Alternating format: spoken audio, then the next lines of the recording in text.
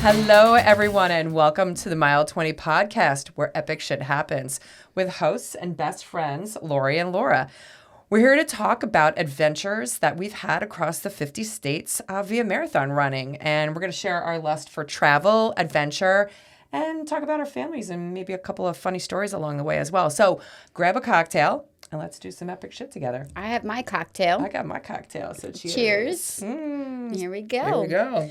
Oh, God help us. So, Lorri, man, we've been talking about putting a podcast together for a really long time. Yeah, we really were talking about it while we were running it, thinking we should be documenting everything we're doing right now, and we absolutely didn't. Yeah, so now we're reliving it, doing our podcast. So. We are, finally. But while we're here, Laura, why don't you tell us a little bit about yourself? Absolutely. So, Laura Lee, and I am originally from New York, living in the Philadelphia area now, maybe, 15, 20 minutes down the road from you. Mm-hmm. Been in the area for over 20 years in Philly. So you will definitely catch the ugly New York/Philly accent that I kind of smudge together every once in a while. I am almost 54, so very, very proud of that age. I'm probably, as you should be. I'm probably doing more than I ever thought that I would do at almost 54 years old, activity-wise, and just living life and just living it to the best every day. I'm married, and been married to my husband almost 32 years. We met in college in self-defense class. Beat the crap out of each other. And where'd you go? We went to West Point. We went to the United States Military Academy at West Point. Graduated a really, really, really long time ago. Called old grads now. And we were in the Army for a number of years. So both engineers. I built stuff and he blew it up. So that good yin-yang kind of approach to things in life. And then we have a daughter. We have a daughter who she is a lawyer in the Philadelphia area, just got married. Wicked smart, right? She just got married this past September, so we have a beautiful son-in-law now, Matthew, and that's me. So what about you, Laura? Tell me about yourself. Oh boy, I am 51. Celebrated the big milestone over a year ago. Whoop whoop. Happy to be 50. It's a good place to be in life. Lived in this area. We're also in Philadelphia for the last 10 years. Kind of a mutt. Grew up outside of Philadelphia up until high school, and then my parents divorced, and my mom moved me to Florida, and went to high school in Fort Myers and then college in Boca Raton. So I kind of have this weird mix of a personality between the rougher edges and the mouth of a Northeasterner, but then I'm very political sometimes and have a softer Southern charm where I can smile and try and negotiate my way in through everything. But man, you like your fried chicken. I do love my fried chicken. My Bojangles. Bojangles. Just to throw that out there. The Bojangles. Every trip, the Bojangles. The Bojangles. Gotta love Bojangles. Let's see. My husband and I have been together since we got married in 98. We have 3 beautiful children that are a product of that wonderful marriage. And I had decided very early on that I wanted to be a stay-at-home mom. So I've been at home now for over 23 years because my oldest just turned 23 days ago. My middle is a senior at the University of Delaware, DJ. He's a Division I swimmer, so he's going to be graduating and entering the workforce soon. Yay! And then our youngest, Ella, is trying to decide where the hell she's going to go to college. And we're waiting on that. Fingers crossed, because she really wants the University of Florida, but we all know how that can go. And that's this Friday, right? This Friday is the day. Friday. I have it on my to-do list. Yeah. We're all a nervous wreck. We're going to have to take care of the baby. It's all good. It's all good. But then you'll be an empty nester soon. So that'll be super, super fun. So you and I met, you talk about, the fact that you moved here, 10 years ago? It's a little over 10 years ago now. But that's when we met.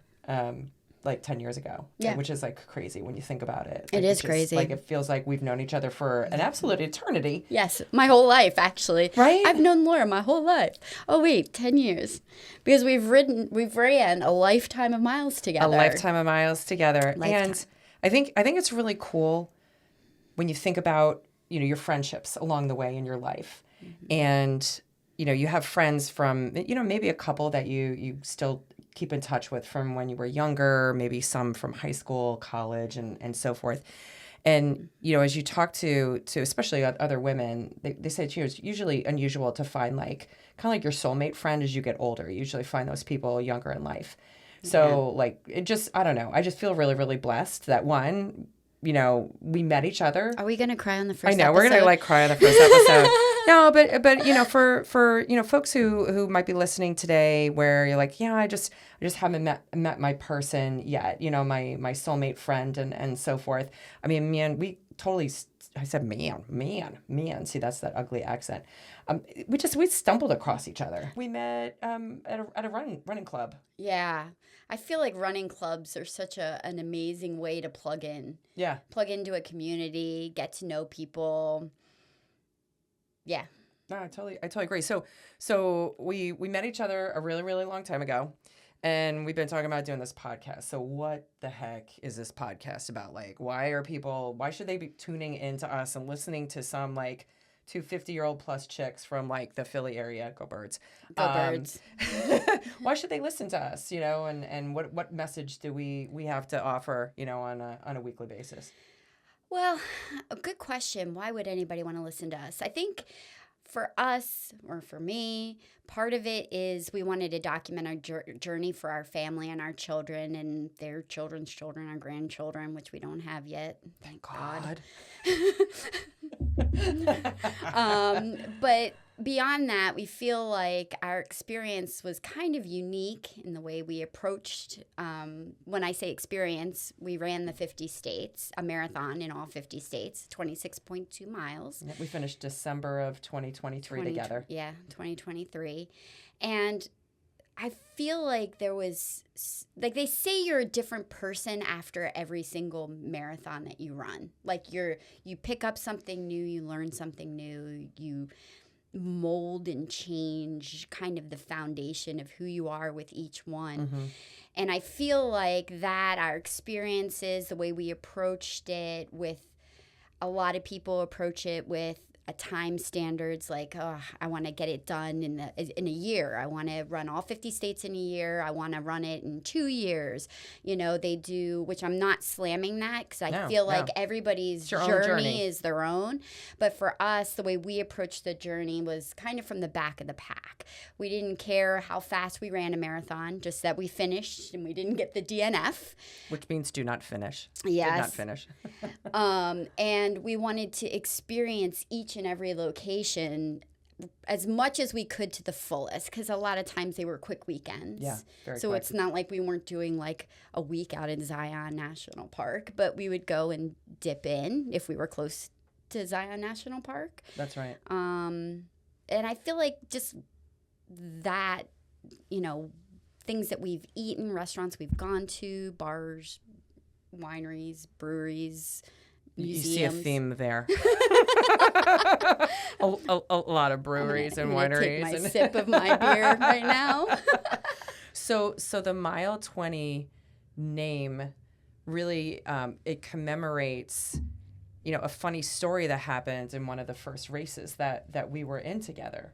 So so not only like telling this tale, but like getting people excited about, hey, I could go to freaking Valentine, Nebraska and have a freaking kick-ass time, right? Oh, hell yeah, you can. So that's what we want to do. We want to share the stories and these little nooks and crannies about Shout the country. out Bolo Brewing. Right, Bolo Brewing. Shout out. They were freaking awesome in Valentine, Nebraska. But the Mile 20 name, which you totally came up with, which was absolutely brilliant. We were noodling on that for a while. Nothing felt right. Nothing felt right. And so the whole reason why we came up with Mile 20 is when, as a runner, and you're running a marathon, which is 26.2 miles, every marathon is 26.2 miles, because I always love it when you run a marathon, because you, as a marathon runner, you tell people, oh, I ran a marathon. And you always let everybody know when you ran. Again? How far is that? How far was that race? 26.2 miles. They all are. So when you hit the 20th mile of a marathon, it's very common where your brain and your body just start kind of disconnecting from each other, and your brain just starts saying fuck this, or your body just starts saying fuck this, or they both at the same time. Yes.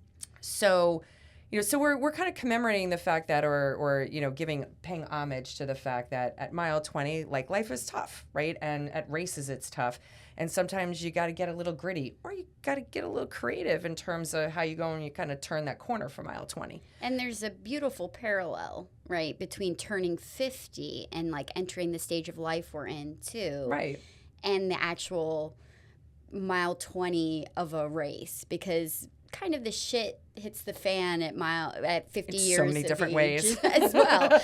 And I'm not even saying physically, but just mentally. Like, you said a lot when you turned 50. You're like, oh, it's the back nine mentality now. It's like, are you going to gain weight and, like, sit around and let things go, or are you gonna really battle and fight to finish? Like the marathon, you have to battle and fight mental, physical pain, Absolutely. all of that to finish a race. So I feel it's a lot like that to finish life, right? Because everything in you wants you to slow down, but to have the quality of life you want later, you got to keep persevering. So the story there, the message there is, for the back nine, I'm hanging out at the 19th hole. There you go. But so kind of going along the lines of the 19th hole, so mile 20 also became a pretty significant mile for us when we would run our marathons. And so one of the earlier races that Lorri and I did together when we first met was the Philadelphia Marathon. I love that race. Yeah, it's our hometown, right? Yeah. So we're doing this race, and there's a part of the race where you hit, it's probably like mile 18 in the race, and you're down in, like, a little town called Manayunk. Yeah. It's a out and back in the race.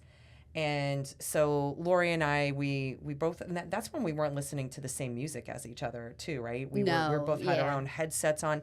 So, like, when you're running with a partner, you can get kind of, like, a little out of rhythm with each other if you're both listening to different music and whatnot. But we get into Manayunk, and then I'll let you pick up the rest of the story. Conshohocken Brewing Company, which is also the beverage I am drinking today. Paying homage to it. Type A IPA from Conshohocken Brewing. Conshohocken Brewing Company sets up a table at mile 18, but because it's an out and back, you also hit it at mile 22. Twice. Yeah, so you hit it twice. And I guess it was my second or third time running Philly. I definitely ran it before, and I'd run right by the table because I'm like, no, I'm not stopping. It could upset my stomach, mess with my time. The first time I went out, I actually PR'd, which I'm not talking what my PR is because it's slower. Because we don't talk about PRs at all here. No. You'll never hear us talk about PRs. You talk about the party in the back of the race, but never about PRs. Well, before we met each other, though, like I had a different philosophy, which I just stopped caring about. But, like, I had a PR, and I actually got a PR in Philly because I couldn't stop and drink the beer.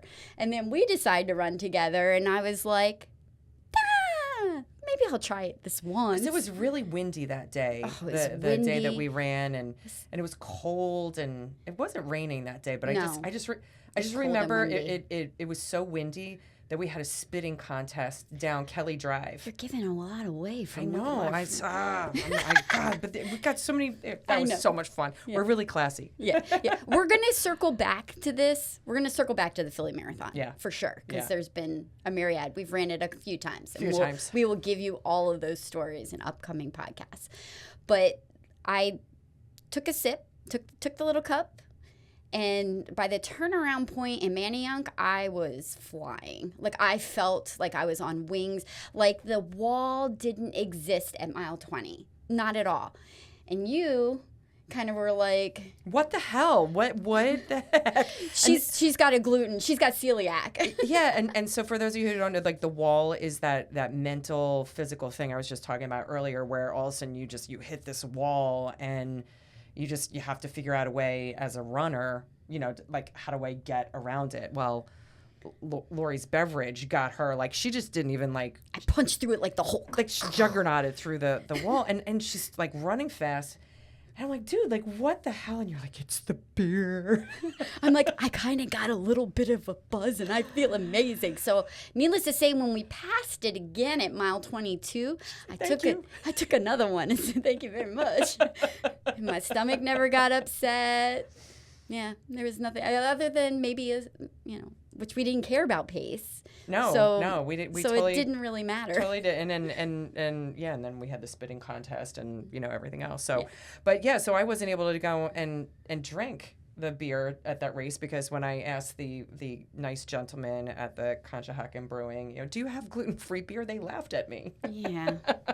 So what we ended up doing during one of our next races is you were like, hey, I have to do that again. Like, I have to figure out where mile 20 is in our next race. Yes, I was addicted. And we went and had you map out, which Lori has mapped out every single race and every race that we will run going forward.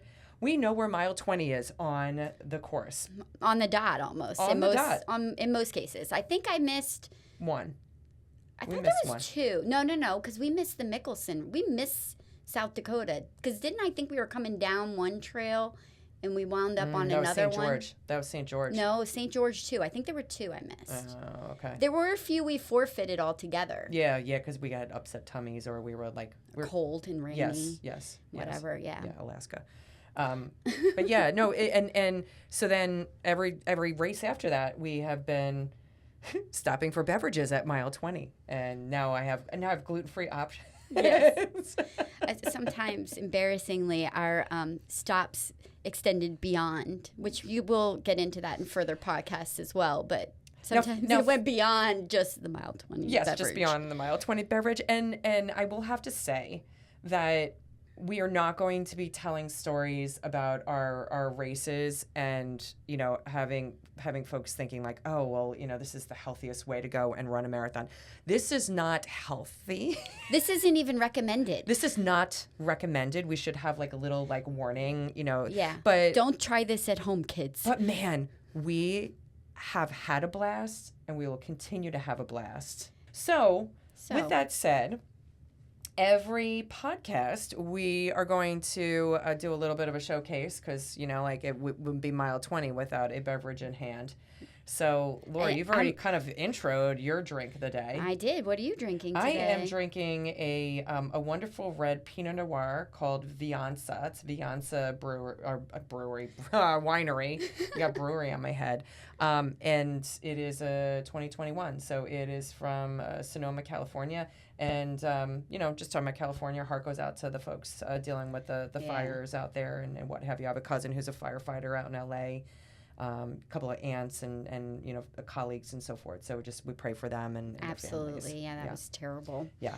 And I was very proud of the Philadelphia Eagles 50-50 yesterday when during their victory over the LA Rams. I was feeling terrible that somebody had to lose that game.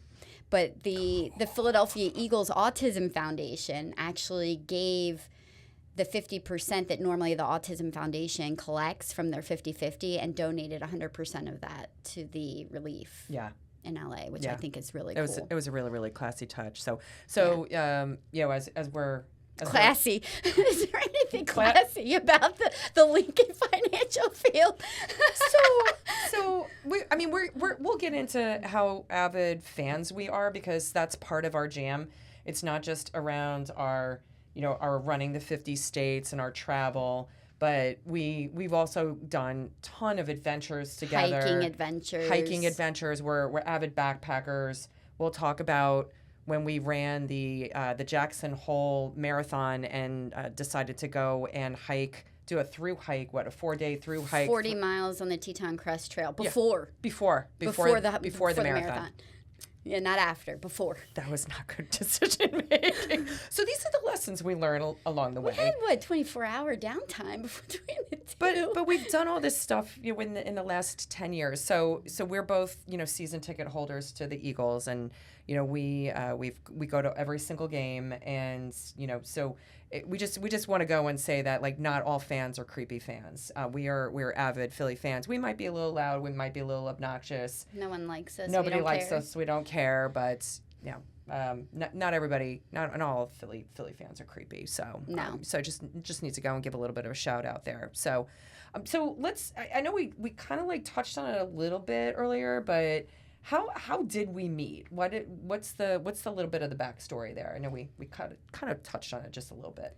Well, I moved up in 2014, and again, like I said earlier, like I knew immediately. I was running prior to all of this. I started running when I was 25. I was diagnosed with hypothyroidism. Not that that's a bad thing. It's really so easy. I take a medication every day, but I gained a ton of weight and I just was feeling so sluggish. I was not athletic in high school. So I knew I had to do something to keep myself in check because I love to eat and I love to drink, which is a problem. Both those things in conjunction with hypothyroidism, which is a slowed metabolism, it just doesn't bode well if you're not going to move. So I knew from, my mid-20s that I was going to have to move most of my life. So I just started running, but I would only do like 20-minute runs, 1 mile, 2 mile, whatever, just to get things, burn calories. That was all I cared about. But then that progressed. Like I had the 3 kids and I started doing some bicycling, which I always enjoyed. And then when I got pregnant with my 3rd child, I was like, I think I could do like a triathlon. So I did a little stint dipping into the sprint triathlon thing after she was born, always trying to get the body back in shape after a pregnancy because it's brutal on your body. And then I had some friends that were like, oh, let's do the Gate River Run, which is, I think, the largest 15K in the country. It's one of them. It's huge. It's in Jacksonville. And I trained really hard for my 9-mile run, which is funny now. For those who don't run, 9 miles is far. I know. And I'm not meaning to belittle it, but it was a big deal probably for you back then, right? It was a very big deal when I ran that 9 miles. Yeah. That's far. Yeah. I'd never run that far before. Had a blast. Like we partied that weekend. It was a great time. I felt like hell. I cramped. It was just I had a terrible race, but I enjoyed it. But at the expo, I saw the Disney booth and they had all the Disney medals out. And then I started getting like shiny medal syndrome where I was like, oh my God. Lorri is all about the swag. Look at how beautiful all of these are. And then I'm like, oh, but if I get one, I'm going to want them all, which I don't have. I still don't have all the races because I realized after 2 Disney experiences that was good. Yeah. That I'd rather do the 50 states. But then I was like, oh, if I'm going to get all of them, I'm going to have to get the Goofy, which at that time, 2010, it was the furthest you could go as far as the most extreme medal. Now they have the Dopey, which so for people who don't know what that is, like what so what that's is that? So the Dopey is the running challenge where I think you do the 5K, 8K half or 10K half marathon. There's 4 races. In a weekend. Yeah. The Goofy at the time was just the half marathon Saturday and the full marathon on Sunday. Which seems like daunting. It is daunting. It was my first time running either of those, but I was like, I'm going to do this because I'll probably only want to do a marathon once, which wound up not happening. But anyway, fast forward, I got into running and I was running marathons, and then I decided to get into the 50 states. We were living in Ocala, Florida at the time. We decided to move back up to the Philly area. I'd been begging my husband to do that for years, and I joined a running group as quickly as I could. And I started running, and I hear we're like running with our group at 5 a.m. in the morning. We were called the Breakfast Club. There was a bunch of us, but like I'm quiet. I'm just a little on the quieter side while I'm running because I'm just struggling to survive. And I hear somebody talking because somebody likes to talk a lot when they're running. Yeah, which is why we get along so well. She likes to talk a lot. She just talks while we're running. And I'm hearing her saying, "Oh, I'm reading this book right now, and it's a little sci-fi, but like historical fiction with some time travel. It's set in Scotland." And I was like, I heard the record scratch. I was like, "Arr!" I'm like, "Are you reading Outlander?" And you're like, "Yeah." And that was it. I was like, "Yeah, that's my favorite book ever." And then we just started talking, and the miles, we didn't even realize that like we were finished. No, we were just the whole And time. I remember coming home that day and telling Jim, my husband, that I was like, man, I met like the coolest girl today. She's like totally into the same book as me. She ran like a similar, pace. And he's like, did you get her phone number, exchange information? I was like, nope. And he's like, well, hopefully maybe sometime you'll see her again. I was like, oh crap, I didn't even think of that, right?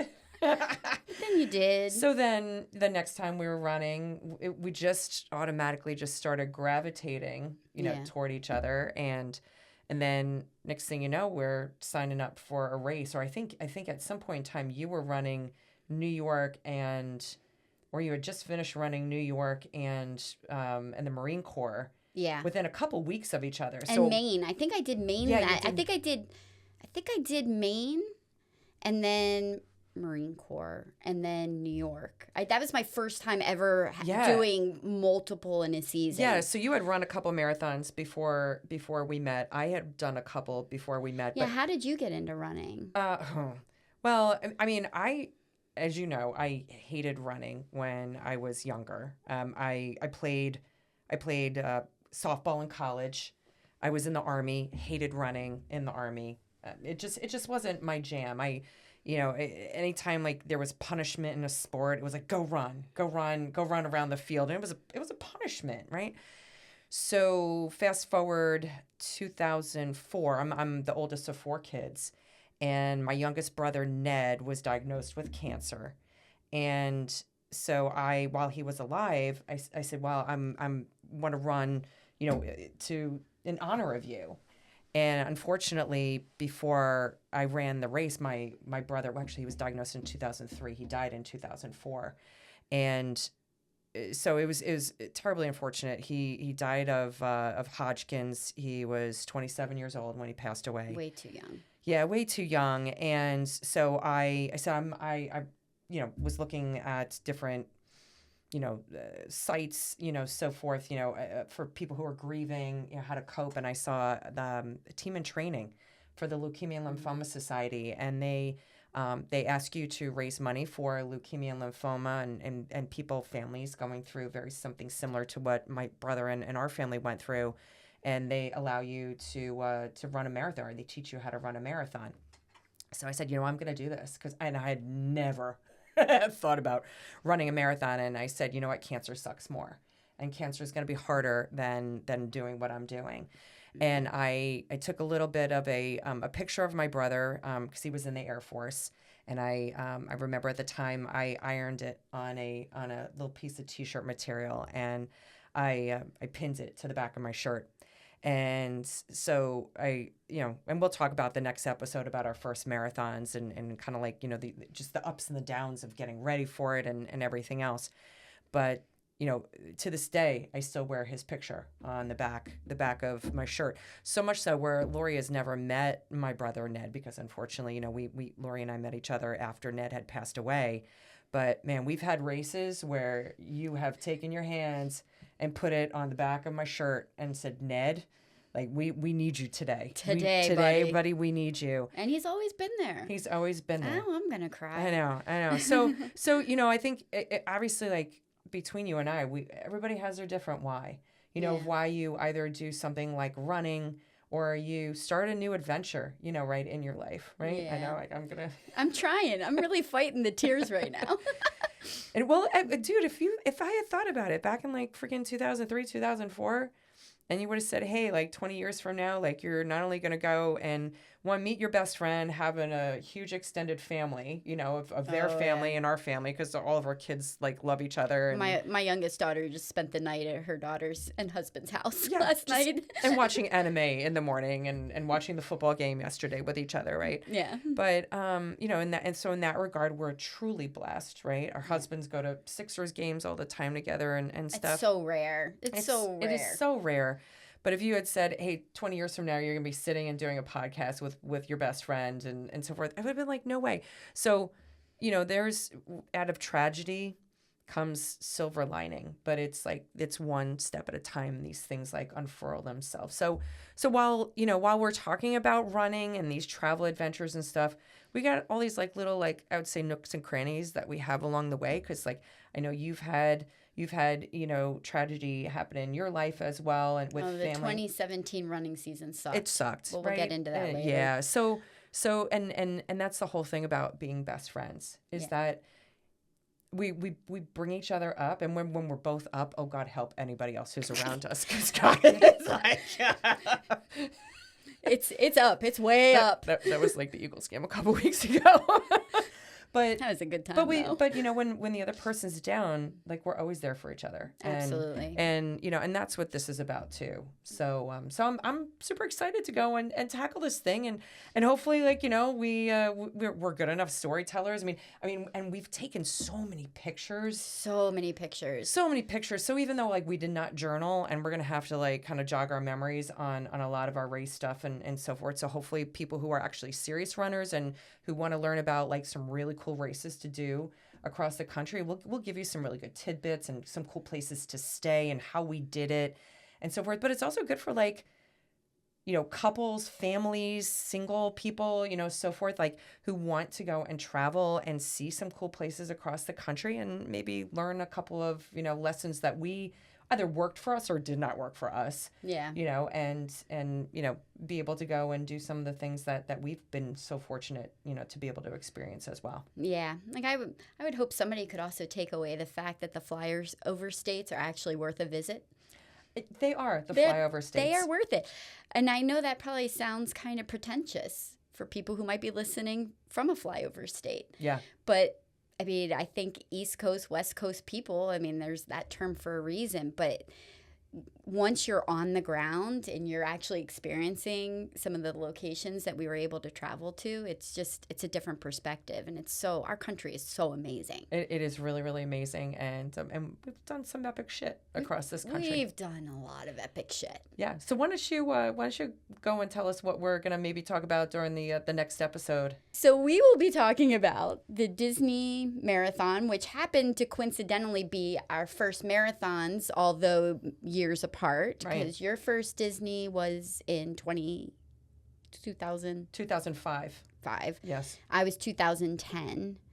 But I think we just going to talk a little bit about the Disney marathons. We're going to talk about our first training experiences, what it feels like, or our first marathon experience period, and all things surrounding that. Yeah, like talking about how nervous you get right before your race, and like I had the cha-chas for like the whole day before like the marathon. Yeah, I was like, what's happening to my body? Yeah, you want to shit yourself.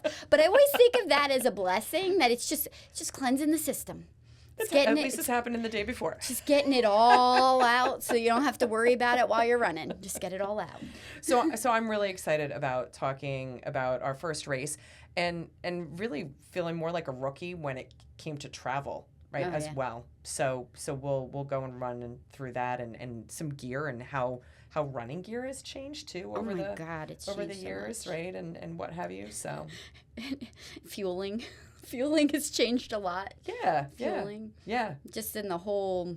It's funny because I think runners start to also get into their routines of the things that they like and don't like before and after a race, and all of that changes as you develop as a runner. Yeah, and I think the one thing that was really kind of an aha to me, just with how long we've been running, was we were on this train in Fargo, North Dakota.